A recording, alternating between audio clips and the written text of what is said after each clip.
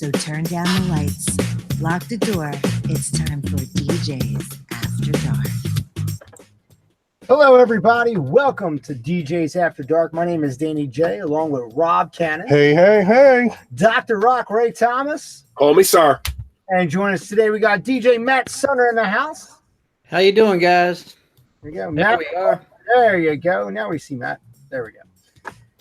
Once again, welcome to DJs After Dark. Remember, you can join us on DJB Productions right here on YouTube. You can also go on to djbproductions.com.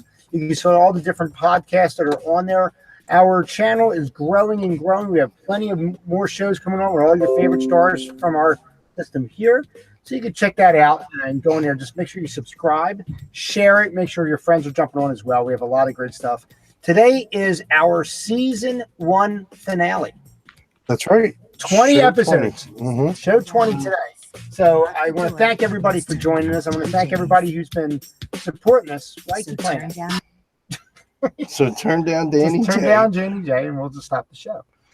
So anyway, once again, welcome to DJs After Dark. It's our season finale of season 1. We're going to be talking about a little bit of review of everything we went over in this season. And we're going to talk about some funny things. And we're also going to talk about being sick because pretty much I think 3 out of the 4 of us are sick today.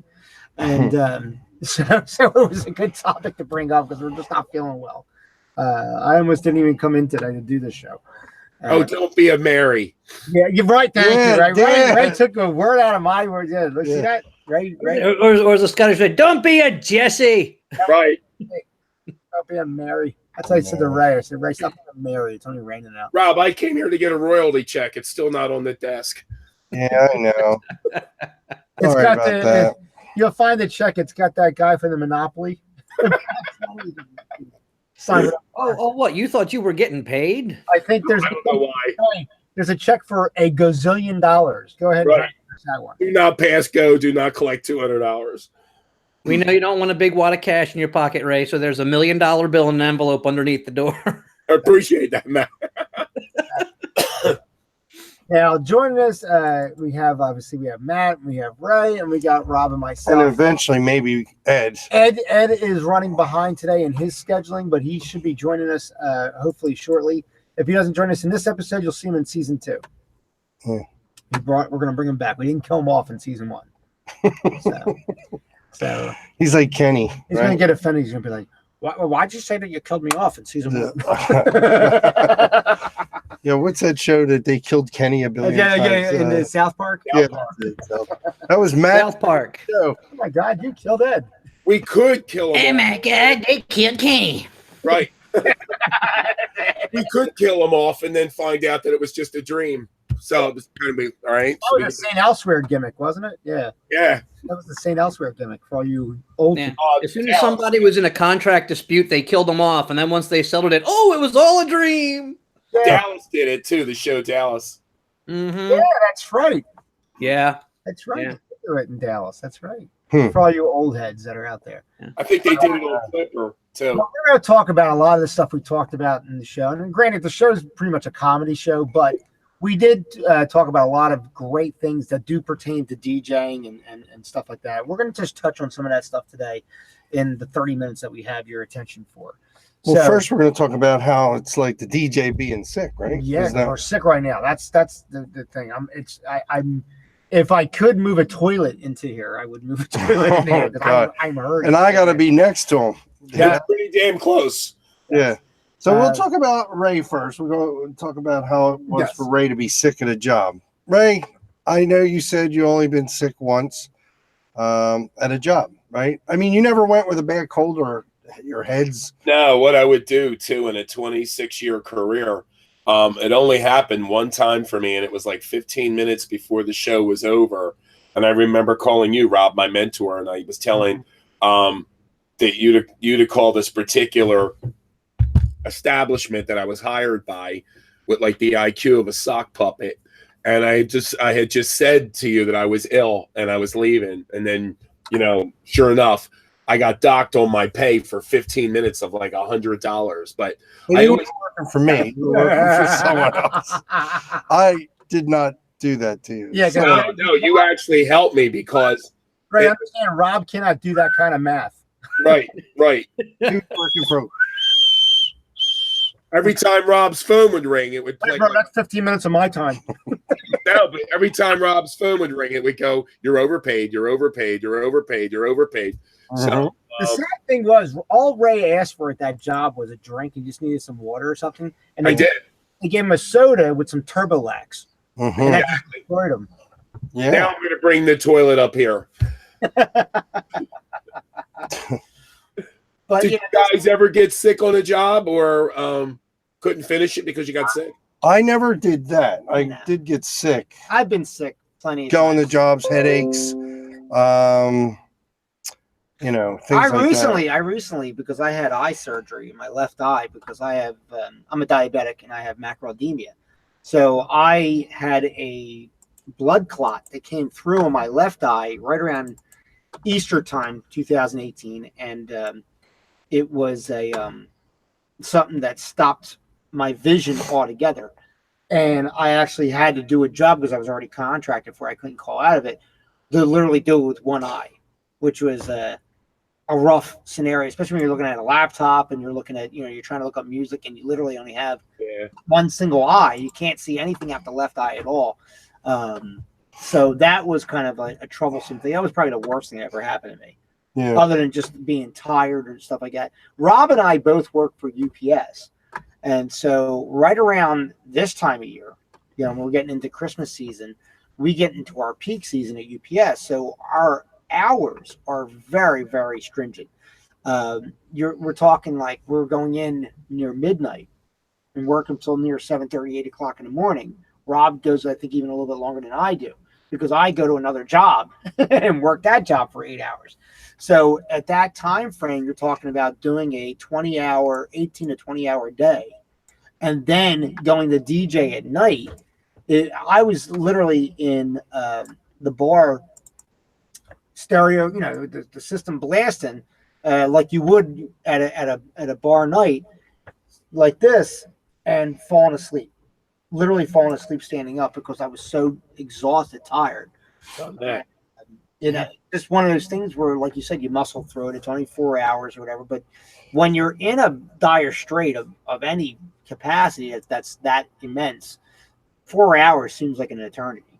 Yeah. You know what I mean? Yeah, it does. Yeah, it does. Music, you're trying to concentrate, and you can't even concentrate on stuff. And then you have to be smiling and happy because remember, it is acting. We've learned about this over in the show before, and that's what we're going to talk about. A lot of stuff we talked about before.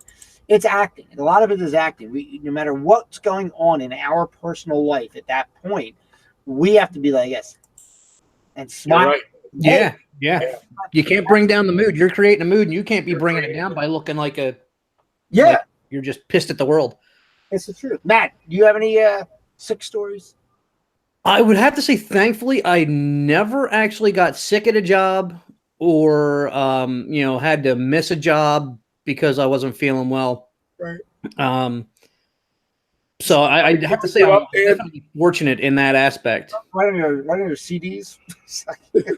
Yeah, I have to say, yeah, at least nothing that I can recall. So I mean, if anything, maybe worst case scenario, I was feeling a little bit out of it, but never like I can't believe I got to go do this job. True story. I mean, I was falling asleep at this one bar, and it was the bar that Ray and I worked at. And I literally, and you could tell I was exhausted, and I was struggling to stay awake.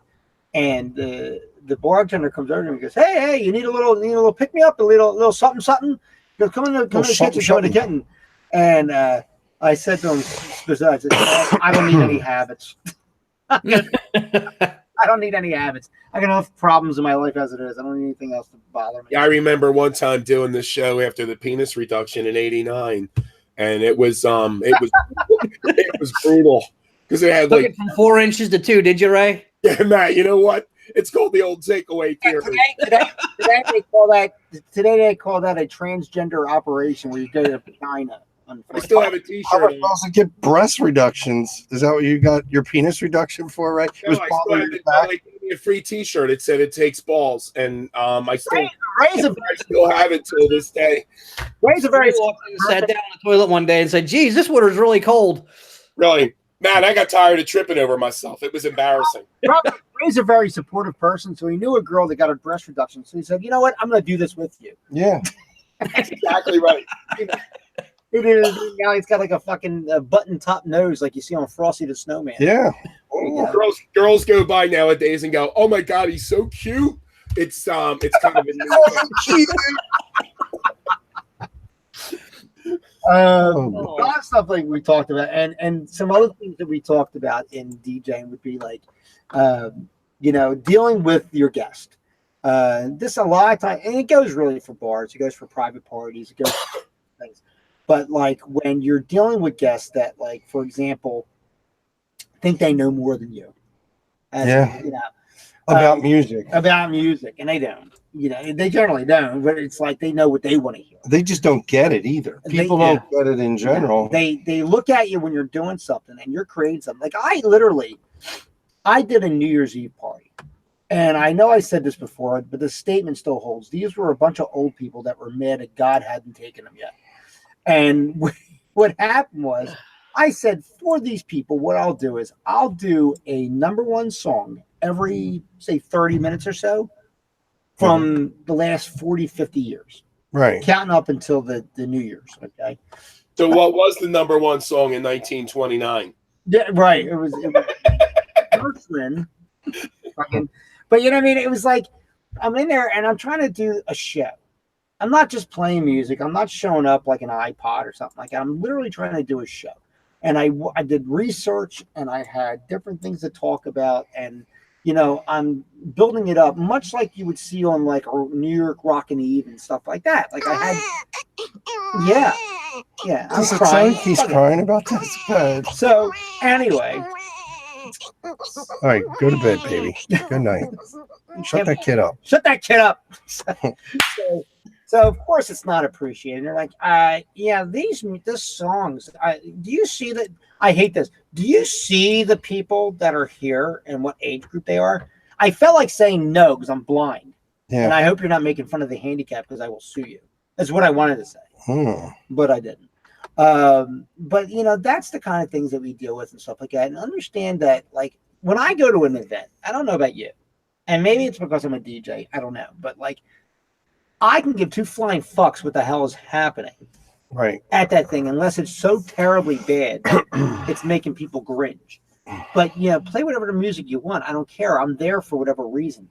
Did you ever have someone, and this is for everybody I'm asking, at a job, you walk in, you're setting up, and you get somebody always, most of the time, will come up to you. What kind of music are you going to play?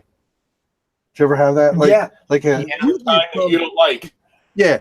Like it's usually from the caterer or somebody just got there early. Or fucking Uncle Charlie, because everybody's fucking business. What did they ask for? What kind of music? You know what I'm going to play? I'm going to play with the person who's paying me asked me to play.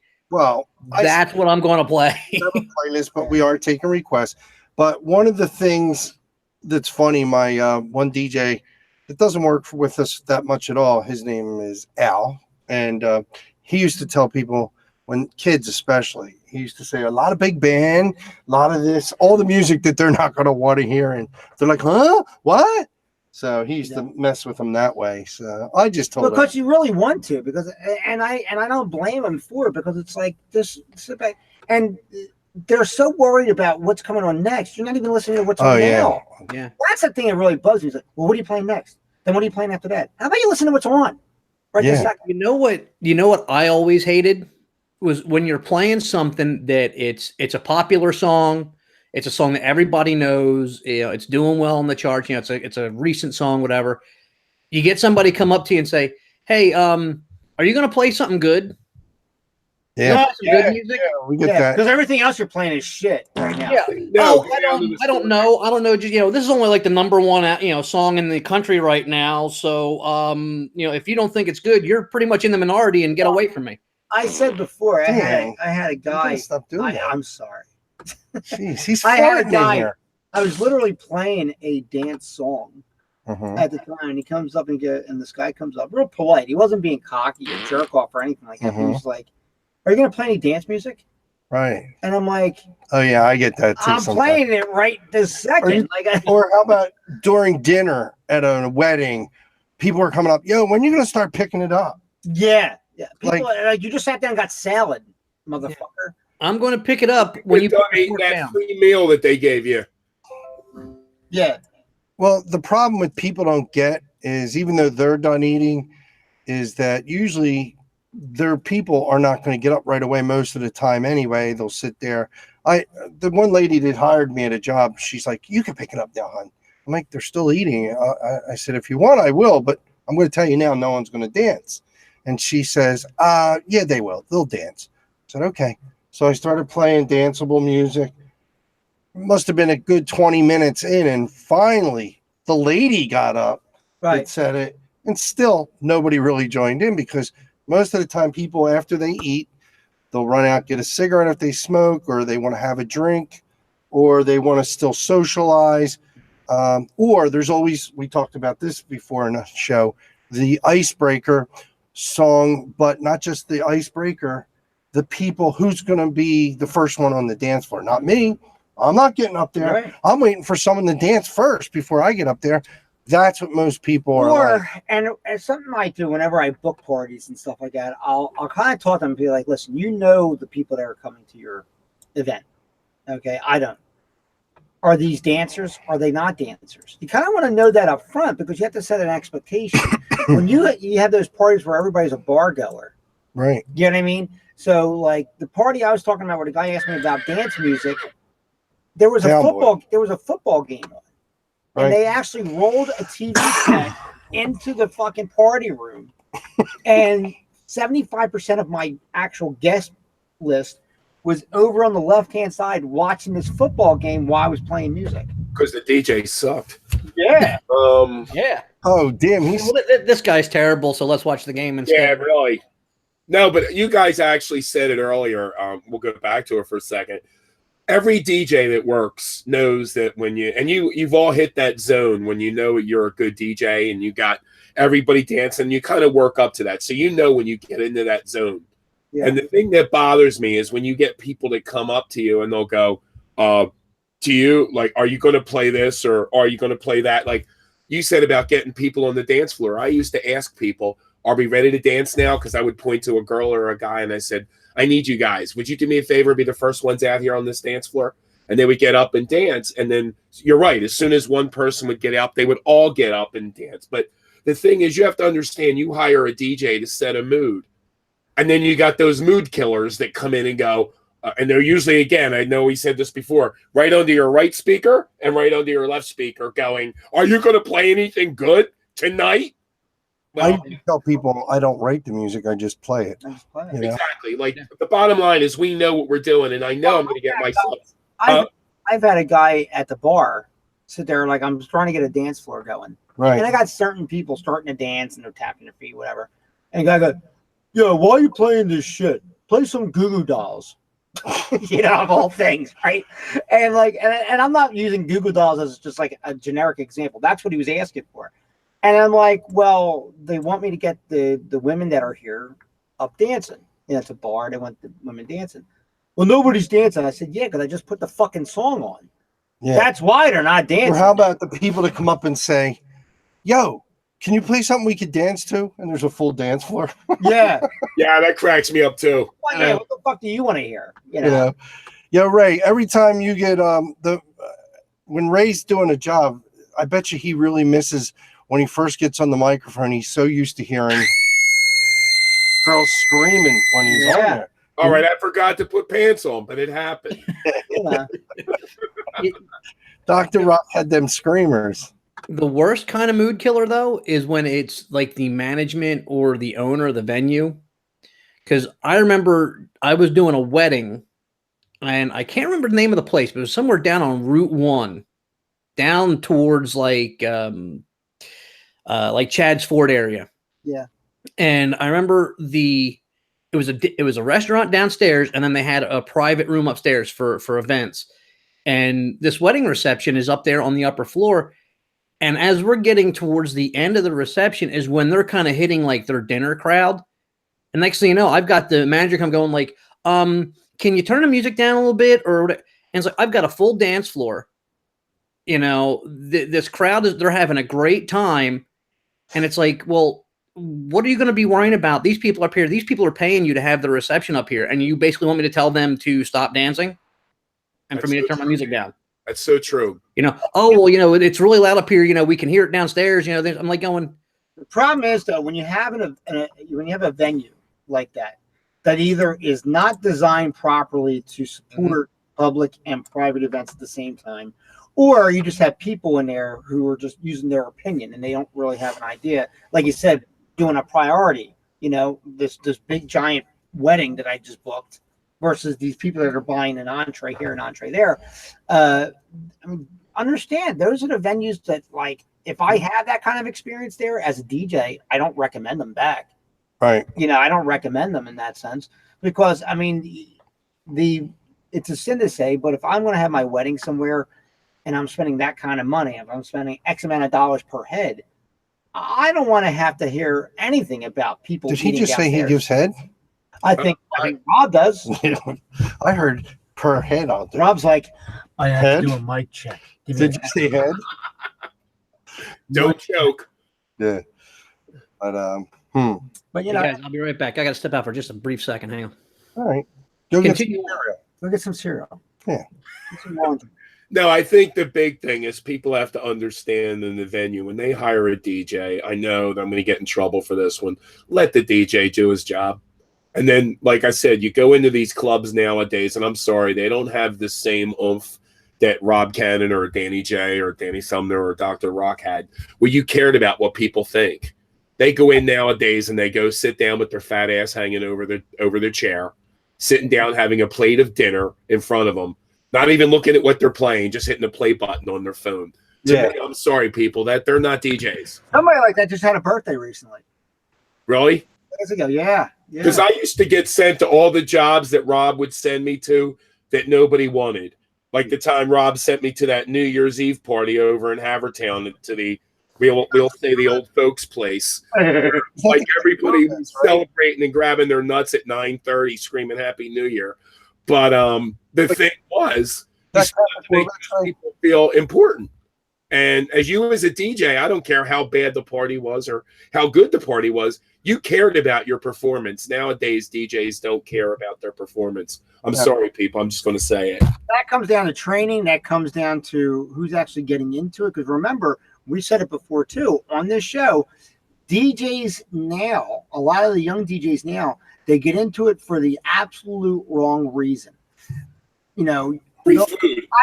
I've worked with and I've seen DJs say, like, oh, I listen to Q102. I know hip hop music, so I'm going to be a DJ. That's not why you're a DJ. No, it's not. When and understand this too, and I think this, partially it's their farm, partially it's not. My generation, me and Matt are the young two guys on there in our 40s, but our generation is really the last of the true top 40 radio. Yeah. When you think about it, because there is no top in Philadelphia. We're in the Philadelphia area. It is primarily hip hop and pop. There's not a lot of. So what you're saying, just so we all understand, is that the charts today we talked about in this show are more like hip hop and rap. Well, I think what they did was and very little pop. But the charts were literally, hey, here's the songs. Right. This Sheena Easton song, this Kenny Rogers song, this, they didn't separate them to say, oh, well, some people only like this kind of music, some people only like that kind of music, etc.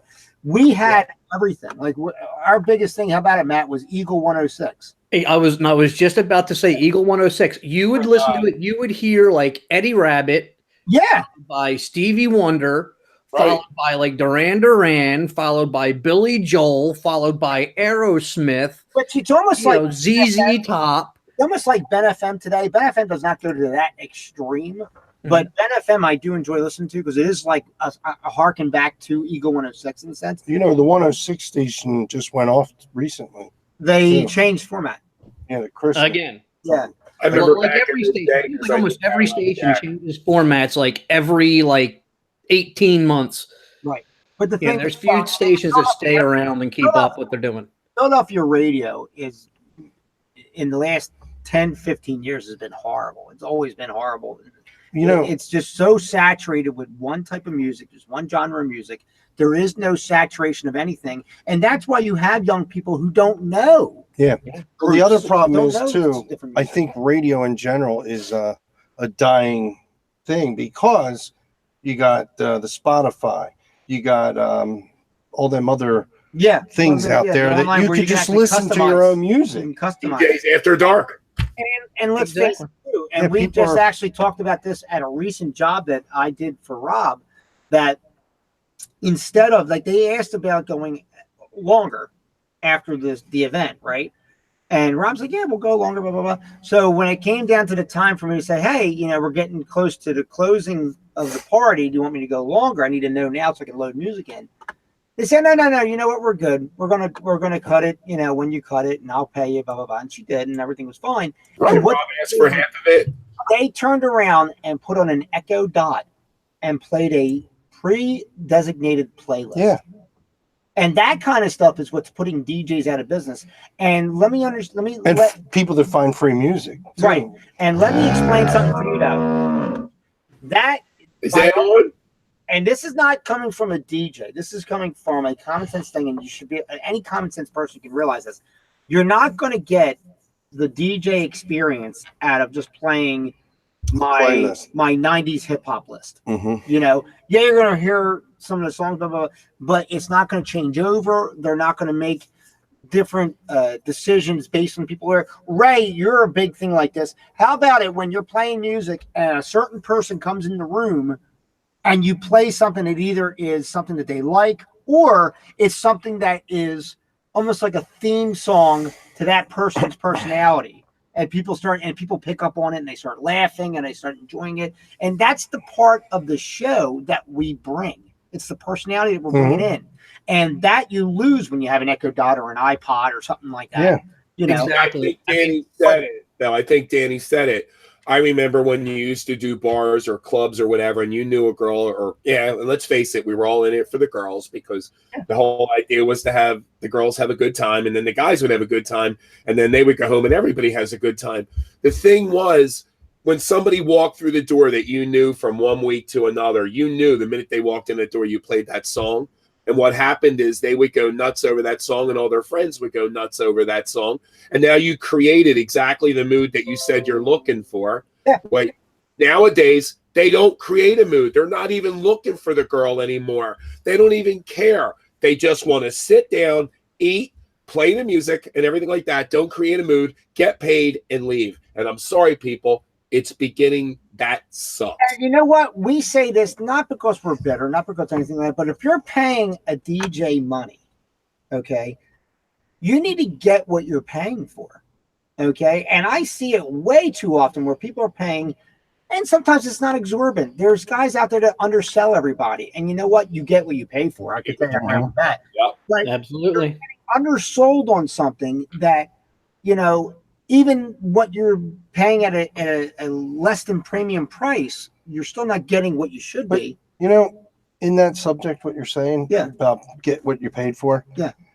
Honestly, there's a lot of people that charge a lot more than our company. Yeah. And they're not really doing anything different. What they might be doing different is maybe they're bringing their bass bins or more of an extravagant light show or their DJ booths and stuff like that. And not for nothing, know what else they might be doing? Overselling you. Yes, exactly. This right here, the word of the mouth, the gap that's coming out here. When I go to you and I build up what we're bringing to you, and then you're expecting this, and you get this. I have a question for the people that maybe they can do something on our Facebook page. Right. The like page, it's DJs After Dark. The light page, so you like it. If you didn't like it, please like it, and then you can comment on there. But what I'd like to know is, does people care more about what the DJ's performance is about, how professional he is by playing really good music, and are you more concerned about what he looks like as far as not his face, but what he looks like as far as, does he have a DJ booth? Does he have up lighting? Does he have dance floor lighting? What his presentation is. Yes. Yeah. I mean, obviously we try to. I mean, make granted, a lot of everything look that nice. comes in everything, but I think when some companies out there and they're guilty of it, they oversell Yeah, what they do, and they do. I mean, they'll bring lights and stuff like that. But if you, at the end of the day, if I bring a big light system and I bring a big booth right. and I look phenomenal, You got to charge a lot. But for then that, I've only too. been DJing for 3 years. Yeah, that's true too. Okay, and I'm not picking the music like I should. I'm not using my thoughts on different music things. Like we pick music based on like what's going to go with what, and based on that reaction right now, I can think on my face, I can think on my head real quick. Oh, let me play this song because that'll go with that. You know, young DJs don't know how to do that because they don't have the knowledge to do so. There's plenty of times. You're right on the nail. You said it. You play one song, and a really good DJ knows what he's going to play. His second song after that, his third song after that, his fourth song after that. They don't know how to do it anymore. There is no skill. We're not listening to what's on right then and there. We're like really not even paying attention to that because we're on to the next song or the next 2 songs after that, like Ray just said. I mean, that's pretty much it. Looking for 2 that skip. Yeah, I know there's plenty of times, especially, once we went to running on laptops, where, you're kind of getting your set list going for the night because you know where you're at, kind of what they're doing. And there are so many times during the night because either certain things are working or not working, or the room is changing, where you're sitting there going, I'm ditching that song. I'm pulling that out because it's not gonna work for the crowd I got in here tonight. Or I'm going to bump this song up in the playlist. I'm going to move it up here. I'm going to move it down there. And like you say, you're not going to get that with somebody running an iPod, running, the Echo Dot, whatever the case may be. You got to think on the fly. You got to shift. You got to be fluid. You got to be as fluid as the crowd that is walking in and out of the door. That's right. Yeah. Plain and simple. Did you guys ever do it where you had a song that you always played in your set, but you said, tonight I'm not going to do it. I'm going to gamble and play another song that you would never think would fit, and it fits? Oh, and yeah. He's on the dance floor. It's one of the greatest feelings in the world when it works. Yeah. Guys, we have to go. I know we're getting into this and we're getting heavily into this, but we do have to go. I want to thank Matt and Ray.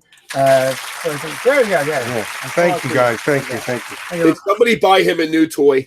No, right. We've had these. This is our season 1 finale. Hey, you know what? Just if I can get serious for just a second, because I wanted to mention this earlier in the season, basically when I first came on.